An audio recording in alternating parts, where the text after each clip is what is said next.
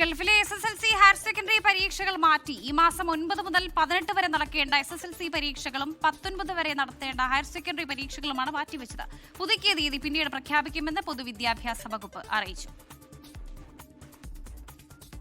മുഹമ്മദ് റഹീസ് വിവരങ്ങൾ നൽകാനായി ചേരുന്നുണ്ട്. റഹീസ്, ഈ പുതുക്കിയ തീയതിയുമായി ബന്ധപ്പെട്ട് പൊതുവിദ്യാഭ്യാസ വകുപ്പ് എന്തെങ്കിലും പ്രാഥമിക വിവരങ്ങൾ നൽകുന്നുണ്ടോ?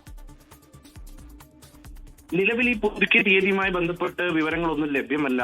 ഇന്ന് ഏതാണ്ട് വൈകിട്ടോട് കൂടിയിട്ടാണ് ഈ ഗൾഫിലെ SSLC ഹയർ സെക്കൻഡറി പരീക്ഷകൾ മാറ്റിയതായിട്ടുള്ള തീരുമാനം വരുന്നത്.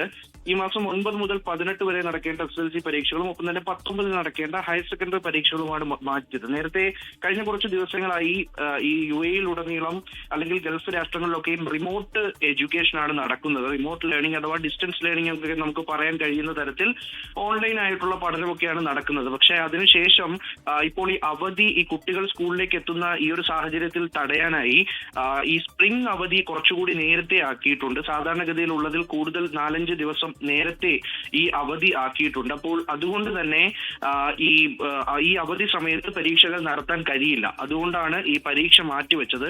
നേരത്തെ CBSE സമാനമായ തീരുമാനമാണ് എടുത്തിരുന്നത്. അവിടെ 10ാം ക്ലാസ് പരീക്ഷകൾ റദ്ദാക്കുക പോലും ചെയ്തിരുന്നു.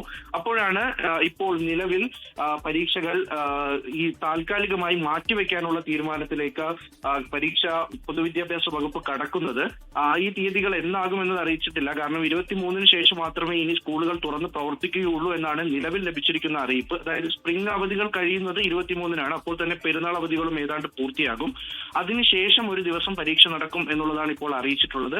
എന്തായാലും വിദ്യാർത്ഥികളെ സംബന്ധിച്ചിടത്തോളം ഓരോ നിമിഷങ്ങളിലും അപ്ഡേറ്റുകൾ വരുന്നുണ്ട്. അവരുടെ പഠനവുമായി ബന്ധപ്പെട്ടും പരീക്ഷയുമായി ബന്ധപ്പെട്ടും, പ്രത്യേകിച്ച് ഈ പരീക്ഷയൊക്കെ കഴിഞ്ഞ് ഈ ഒരു അധ്യയന വർഷം പൂർത്തിയാകാനിരിക്കുന്ന സമയത്ത് കൂടിയാണ് ഈ ആക്രമണങ്ങളൊക്കെ നടക്കുന്നത്.